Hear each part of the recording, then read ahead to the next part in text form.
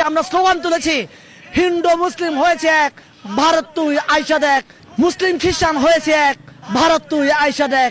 পাহাড়ি বাঙালি হয়েছে এক, ভারত তুই আইসা দেখ। এই স্লোগান আমরা তুলেছি।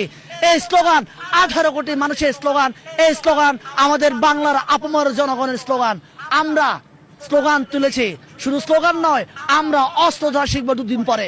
আমি এই জন্য বাংলাদেশের সেনাবাহিনীকে আমি বলবো, চোখে চোখ তুলে, চোখ রাঙিয়ে, হাত উঁচিয়ে কথা বলবা। ভয় ভীতি করে না।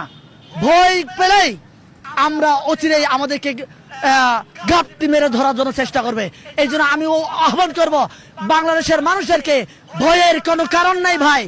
আমরা বীর জাতি, আমরা সংগ্রাম করতে জানি, আমরা যুদ্ধ করতে জানি।